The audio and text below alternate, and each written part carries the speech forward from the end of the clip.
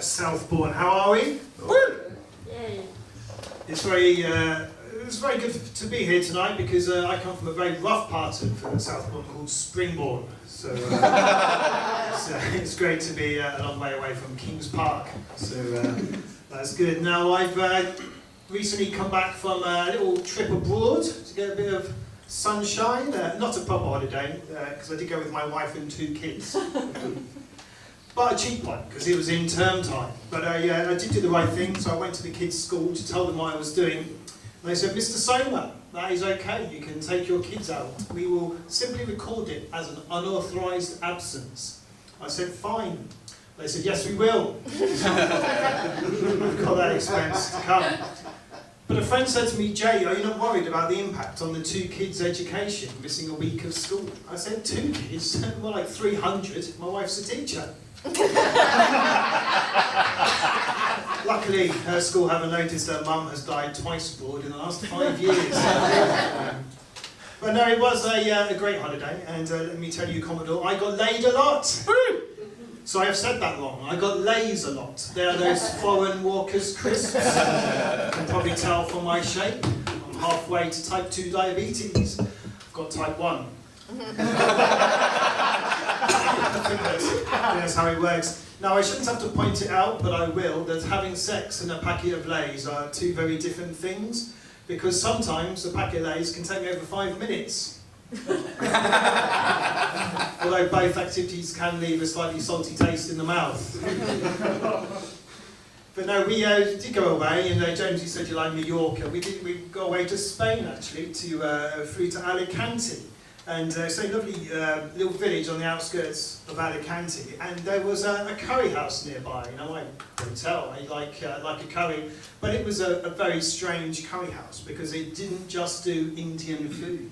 No, it did also. So it did Spanish food. So it did paella and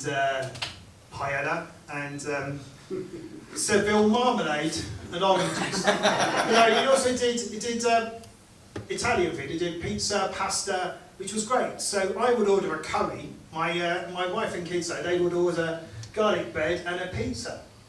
But then out would come the complimentary tray of poppadoms and chutneys.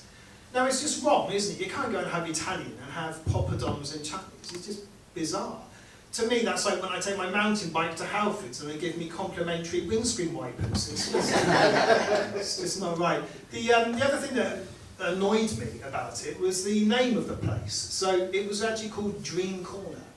Now that's not a particularly witty name, is it, for a pub in Spain that does Spanish food and does curry? So I thought of some better ones. Let me see what you think. What about Matador Masala? Not too bad. Siesta and Samosa? No. My favourite one, Suntan Dory. The other 2 I got off ChatGPT, to be honest, but Suntan Dory got the biggest laugh and I thought of that one, so I'm quite pleased with that. That's what you can do when your flight to Bournemouth gets diverted to Stansted for half an hour and then flies back. You've got time to think of stupid Spanish Indian puns. So I mentioned my wife, and you two are married 20 years, aren't you? Me and my wife, we're married 19 years now. And I think the secret to longevity in a relationship, it's doing things together, isn't it? Having things in common. So, for example, my wife and I, we share a sense of humour. We have to. She hasn't got one.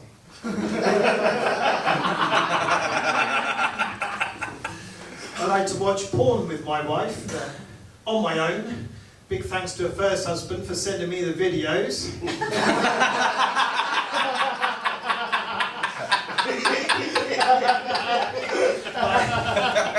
I said we've got 2 kids. We have got 2 teenagers, so we are parents. And my parents are travellers.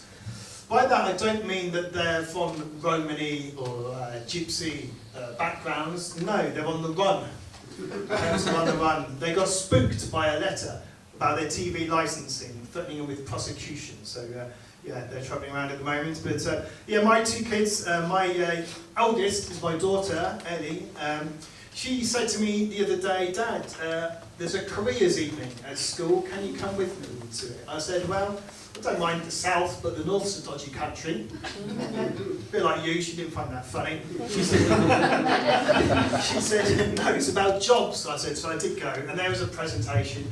And then we got 5 minutes with the careers advisor, and she turned to my daughter and she said, Ellie, I've forgotten what she said to her now. She said, Ellie, what occupation interests you? She said, Palestine. Now, I thought that was hilarious. But there's just this blank look on the careers advisor's face. It was like the wheel was spinning, but the hamster was well and truly dead. So my daughter felt sorry for her and said, okay, banking, West Banking. Still absolutely nothing from that. But it turned into be a very successful evening actually, because I got a new job out of it. So a big shout out to any fellow dinner ladies. Any dinner ladies? No. But yeah, that was my daughter. So she's doing her GCSEs now, just starting the next couple of weeks. But she's already thinking about next year. And because when you're 17, as we know in the UK, you can start to drive, can't you? Which is a very scary thought for all of us. You've got to start saving up to get our new car, apparently. But I said to her, you know what, Ellie? In my driving test, I only got 5 minors. She said, wow, Dad, that is really good. I said, yeah, well, their parents didn't think so. Luckily for them, the lollipop lady was off sick that day. So, yeah. And then she's also got to start thinking about her A-levels and therefore university choices and everything else. I said, well, you know what you will learn at university, how to get on with people. I said to her, every year, when I was at university, I got a new housemate, because I'm rich, mate, and I like buying houses. That's a new joke, that's not going to laugh twice.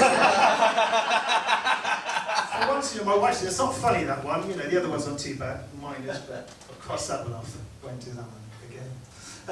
So I've got my son's my youngest, my son's my youngest, and he's a character. He went to, I said I live in Springwood, he went to Kings Park, came back from Kings Park the other day, but when he came back, he had a brand new football with him that he didn't have when he went. I thought, that's a bit odd. I said, well, where did you get the new football from? He said, well, this very friendly, nice man in the park said to me that I could have this new football. All I had to do was deliver a sensitive package for him to a nearby house. Well, alarm bells were ringing, and I said, well, did you look in the package to see what it was? He said, yes, it was 2 squidgy little see-through packets of brown powder. Gosh, I thought, it's heroin. There was a big relief, because I was worried it was political party fires for the upcoming council elections. I won't have my son involved in any of that nonsense. But ever since then, he's been out and about an awful lot. He's going to have a whole new wardrobe. It's what I would call 100% JD Sports. That's the look that he has gone for. I said to him, you want to diversify your product range. You could be JD and Coke. Or speed dating's making a comeback. You could get into amphetamines. My look, as you can tell, is what I like to call 100% JD Weatherspoons. That's the look that I'm going for. Now, my wife and I, we were spooning in bed the other day, because that is our favourite way to take heroin. Eat it up. We were reminiscing about when our son was much, much younger, and back in those days, we would sometimes discipline him by giving him a little smack. Now he disciplines us by not giving us a little smack. That's how that's going. It's sort of far cry from when he started secondary school, which was about 18 months ago now. And in his first week, I said to him, son, what are you studying? And he turned to me and said, Jim Davidson. I said, Jim Davidson, the right-wing comedian, that seems a very strange subject to study. I said, what have you covered? He said, generational challenges. I said, no, you mean the generation game? It was just that Saturday night game show on BBC One.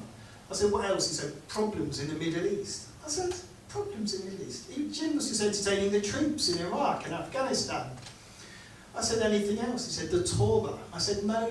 Jim was known as the Tory, the only comedian daft enough to make you voted Conservative. But then I thought to myself, did he say Jim Davidson, or did he say Judaism? It turned out to be the latter, which I think is a bit of a relief. Now, my mum phoned me the other day on one of her many burner phones, because she's still on the run. She said, Jay, did you, because she calls me by my stage name, she said, Jay, did you go and collect our post when you were back in the Midlands recently? I said, yes, I did. And she said, oh, any important letters for me? I said, yes, there's one very important letter for you. It's from the library. I know it's important because this is another letter I created myself to scare her. And she said, what does it say? I said, well, it says that book you borrowed on TV licensing laws and me, as it was called, is 6 months overdue. She said, fine. I said, yes, it's going to be a big one, and they're threatening you with prison yet again. So I can carry on renting out her house and coining it in. So anyway, I'll leave you on that bombshell. I've been Jay Somer. Thank you very much.